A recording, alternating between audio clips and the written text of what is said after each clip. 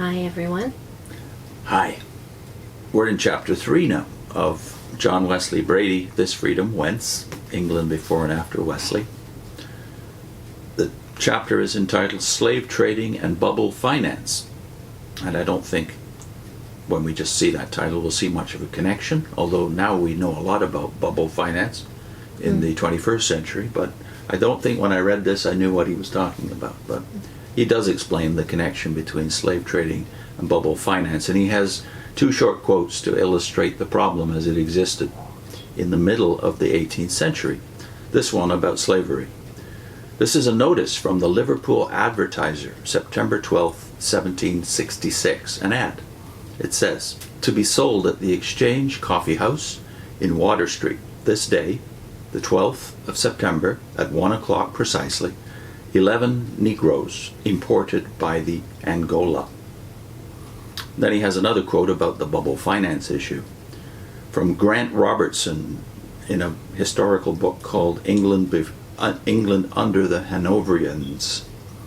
And Mr. Robertson says, "Change Alley," which I take it was in the Wall Street of the day, became a roaring hell porch of insane and dishonest speculators. I think we know something about that too in our age. Chapter 3 starts this way.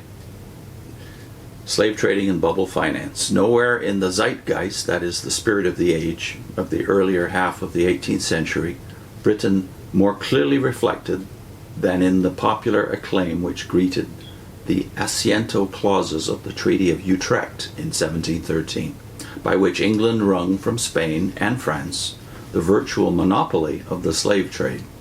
Nowhere, on the other hand, is the marked change of zeitgeist, that is, spirit of the day, which within a century had swept silently over England, more unmistakably registered than in the clauses of the Treaties of Vienna and of Paris, which is 1814 and 1815, which anathematized the whole slave traffic and committed British policy and diplomacy to nothing short of its worldwide overthrow.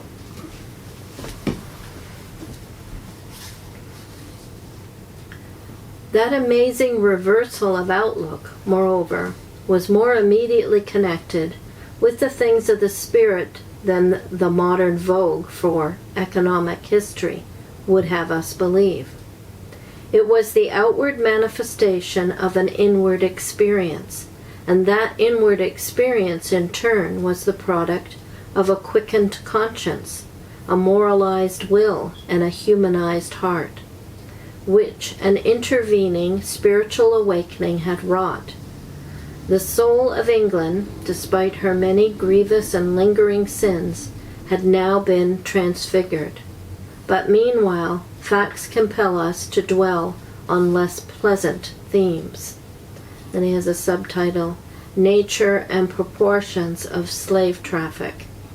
The demoralizing impact of the slave trade on the economic and social life of 18th century England, most recent historians have strangely ignored.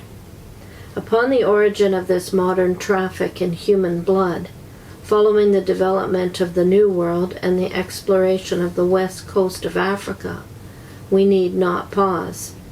Portugal and Spain were the initial offenders in reviving this nefarious commerce, but the sea dogs of the Elizabethan,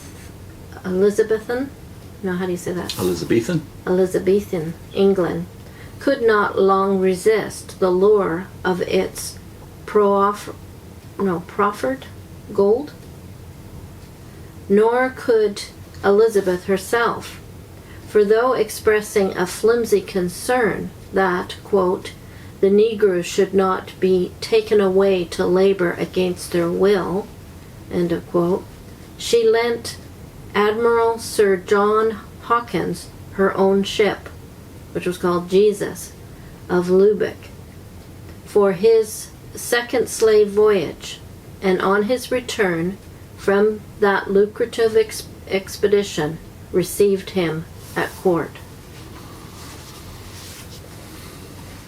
Stuart policy, after the Restoration, made the slave traffic a recognized avenue of England's high seas commerce, and members of the royal household scrupled not to share in sordid gains. But it was not till the winning of the Asiento concessions, that is, the Treaty of Utrecht in 1713, that Britain assumed the dominant role in the slave trading business. From that business she extracted fabulous wealth, but for such wealth she paid a ghastly price. It is doubtful indeed if any treaty in modern history injected more poison into the British body politic than did those stipulations which acquired for England the lion's share of this inhuman traffic. Lecky speaks of the immense accessions of guilty wealth acquired through the Asiento Treaty, and this accession carried within itself its own nemesis or demise or enemy.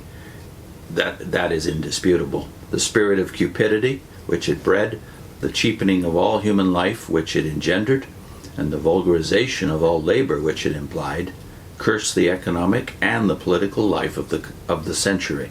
The all-embracing tentacles which the slave trade coiled about the nation may be imagined when it is recalled that, quote, no less a statesman than the elder Pitt, that is William Pitt Sr., made its development a main object of his policy, unquote.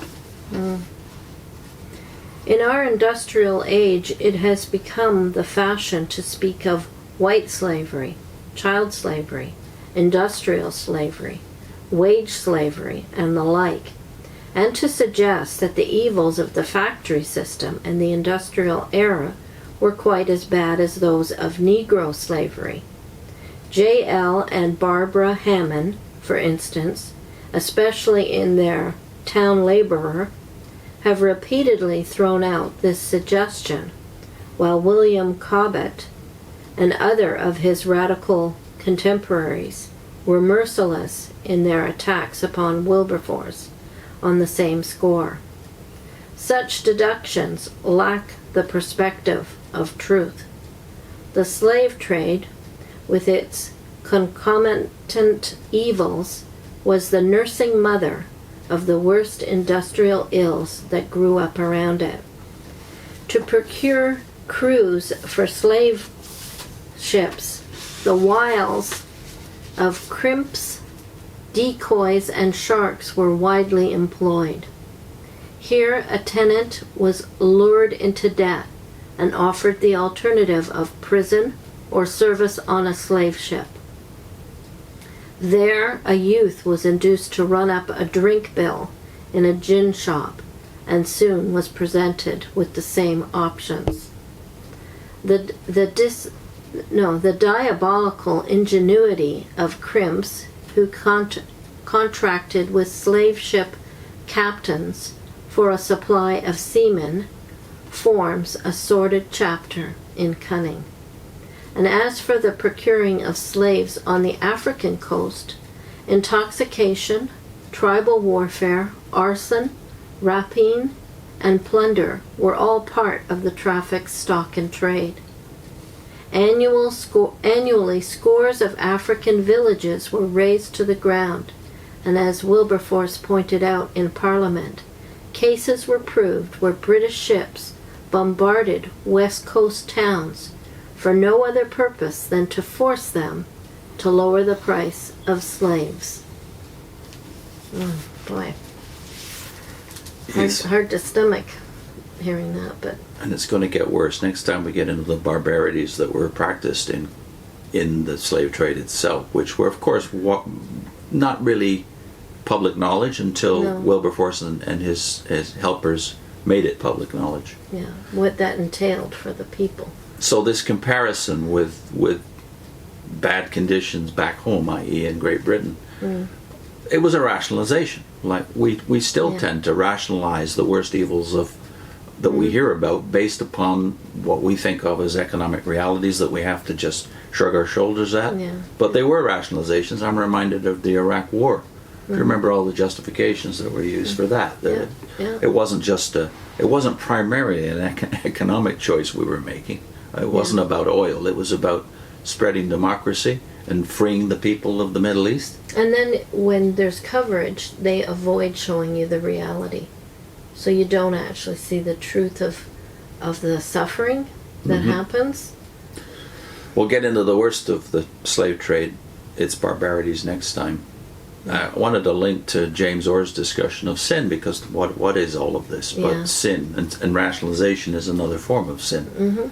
Self-justification. So sin, the nature of sin in us, really there's only two types of people in the world according to this analysis. They are the my will people, and the other type are the thy will people.